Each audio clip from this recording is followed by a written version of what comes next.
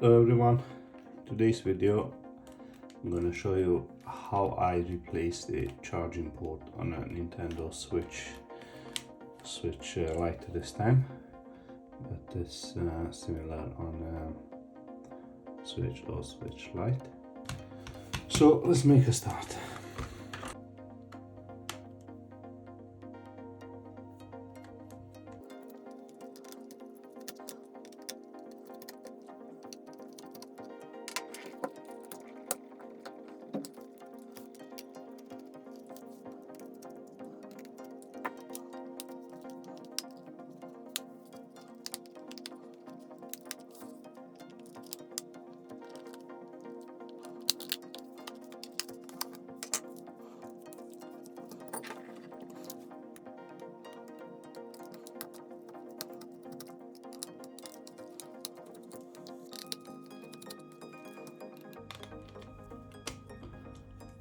This is not a straightforward job, so if you don't have some good soldering skills, I would not advise you to start it, as it's a USB Type-C charging connector and it's not easy at all to solder it.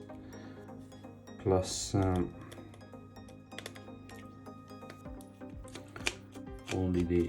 only to open these Nintendos, it's a nightmare. If you're not used to them, just better take it somewhere to have it repaired, as you may end up damaging it.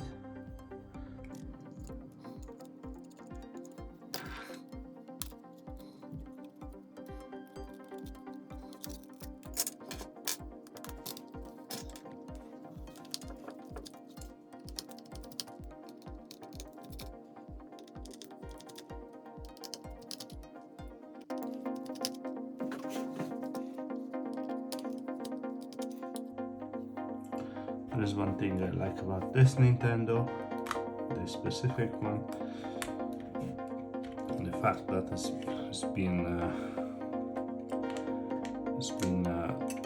well looked after. As I'm going to show you now, the fan looks really clean, no dust inside. Usually they're full of dust, and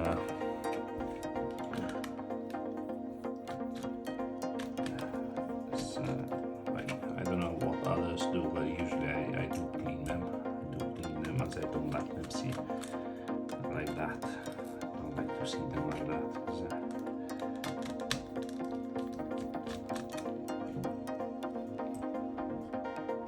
If it's full of dust, that may have a shorter life.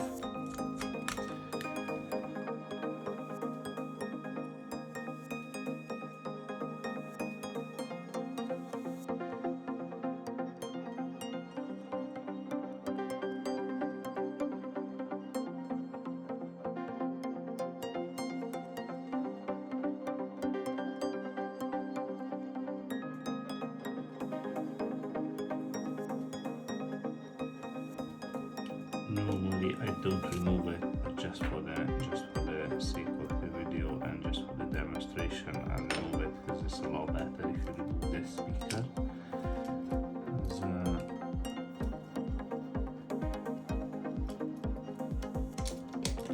It's safer, prevents you breaking it.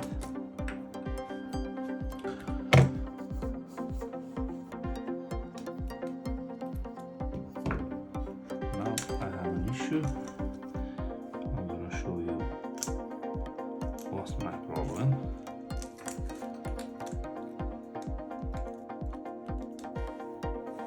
This is a Nintendo Switch. This is a Nintendo Switch connector, and it's tiny bit different than the Nintendo Switch Lite. So it's a bit longer. Slightly longer, but I will show you my way how I resolve this problem.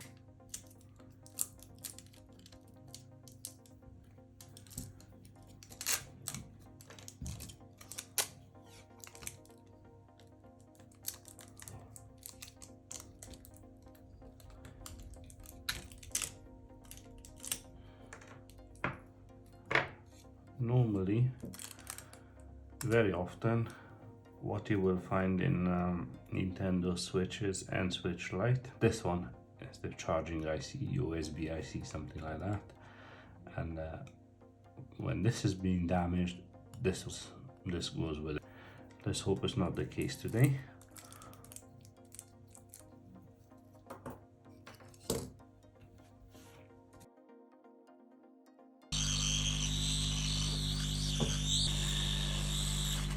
Okay, this is off. So from here, just go back with some fresh solder on the pads.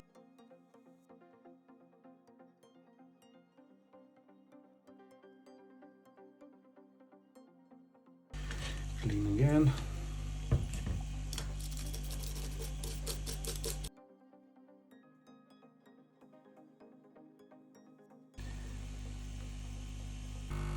As you can see,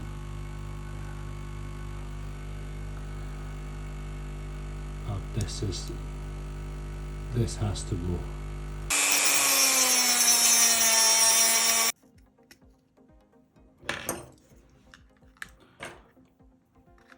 What I normally do, I don't completely close it back. I just put the necessary stuff.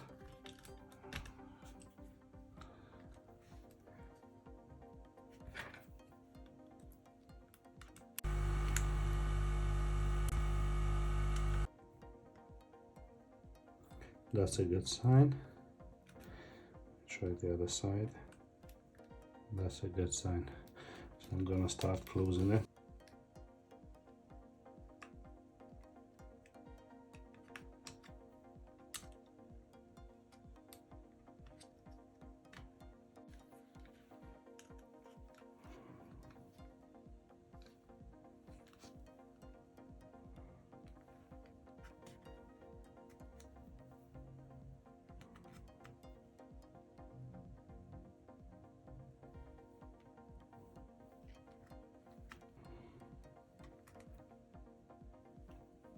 It seems to be working, so I'm gonna close it up.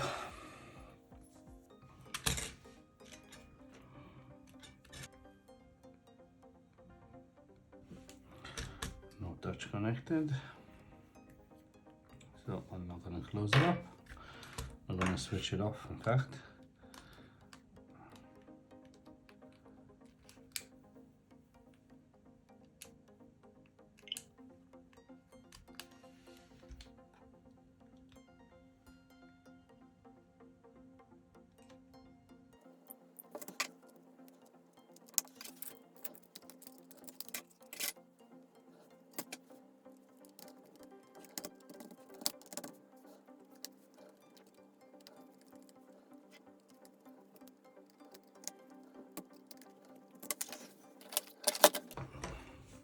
What I normally do after I repair switches, normally I clean this off, as usually it's dried out a bit.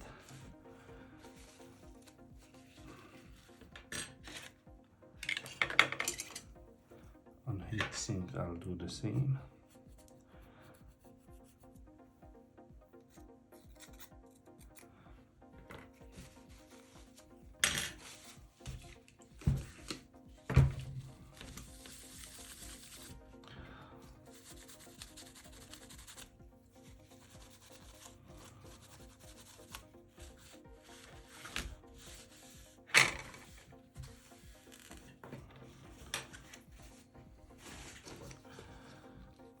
And I apply some new paste.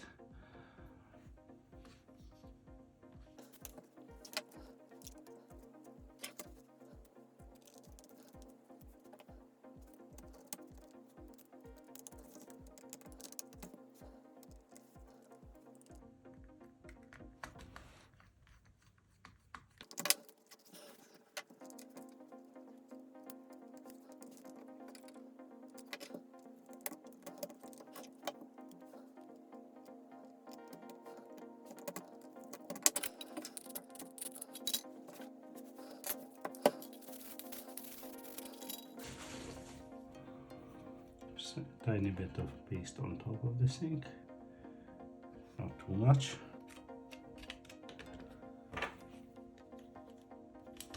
Watch when you close it. Normally this power flexor catches in this metal plate, so make sure you remove it from there. Once the plate is settled, you just go with the last couple of screws. In this corner always goes this yellow one,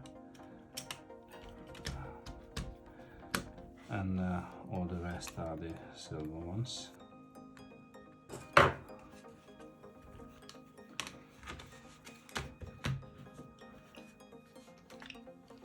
And now it fits perfect. Y shaped screws.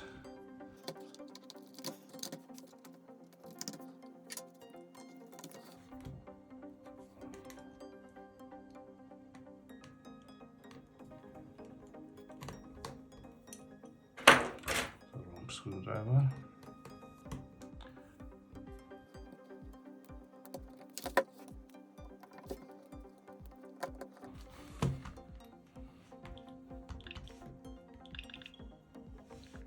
And it's all done.